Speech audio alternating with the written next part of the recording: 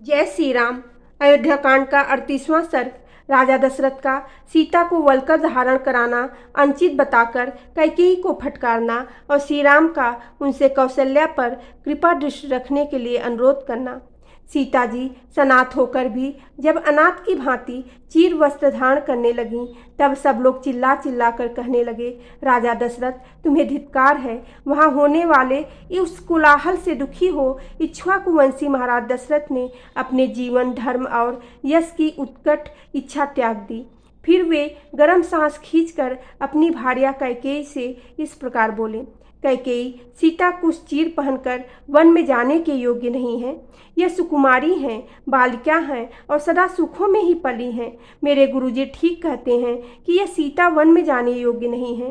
राजाओं में श्रेष्ठ जनक की यह तपस्विनी पुत्री क्या किसी को का भी कुछ बिगाड़ती हैं, जो इस प्रकार जन समुदाय के बीच किसी कर्तव्य विमूढ़ भिक्षुकी के समान चीर धारण करके खड़ी हैं। जनक नंदिनी अपने चीर वस्त्र उतार डाले, यह इस रूप में वन में जाएं, ऐसी कोई प्रतिज्ञा मैंने पहले नहीं की है और न किसी को इस तरह का वचन ही दिया है।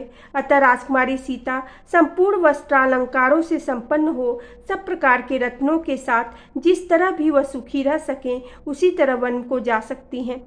मैं जीवित रहने योग्य नहीं हूँ। मैंने तेरे वचनों में बंध कर एक तो यूं ही नियम पूर्वक बड़ी क्रूर प्रतिज्ञा कर डाली है, दूसरे तूने अपनी नादानी के कारण सीता को इस तरह चीर पहनाना प्रारंभ कर दिया। जिस प्रकार बांस का फूल उसी को सुखा डालता है, उसी प्रकार मेरी की हुई प्रतिज्ञा मुझी को भस्म किए डालती हैं।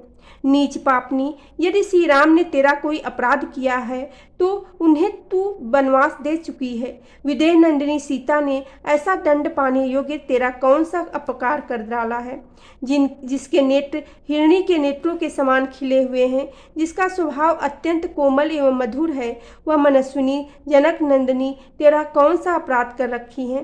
पापनी, तूने श्री राम को वनवास देकर ही पूरा पाप कमा लिया है।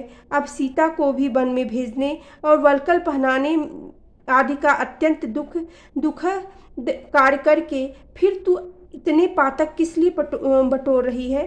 देवी श्री राम जब अभिषेक के लिए यहाँ आए थे, उस समय तूने उनसे जो कुछ कहा था उसे सुनकर मैंने उतने के लिए ही प्रतिज्ञा की थी। उसका उल्लंघन करके तो जो तू मिथिलेश कुमारी जानकी को भी वल्कल वस्त्र पहनने देखना चाहती है, इससे जान पड़ता है तुझे नरक में ही जाने की इच्छा हो रही है। राजा दशरथ सिर नीचा किए बैठे हुए जब इस प्रकार कह रहे थे, उस समय जब वन की ओर जाते हुए श्री राम ने पिता से इस प्रकार कहा, धर्मात्मा, ये मेरी यशस्विनी माता कौशल्या अब वृद्ध हो चुकी हैं। इनका स्वभाव बहुत ही उच्च और उदार है। देव, यह कभी आपकी निंदा नहीं करती। इन्होंने पहले कभी ऐसा भारी संकट नहीं देखा होगा।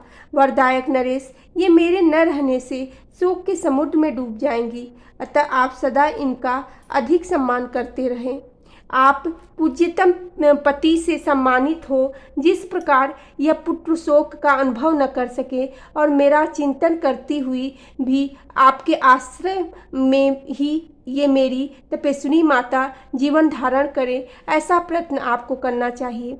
इंद्र के समान तेजस्वी महाराज ये निरंतर अपने बिछुड़े हुए बेटे को देखने के लिए इच्छुक रहेंगी। कहीं ऐसा न हो कि मेरे वन में रहते समय ये शोक की कातर हो, अपने प्राणों को त्याग करके यमलोक को चली जाए।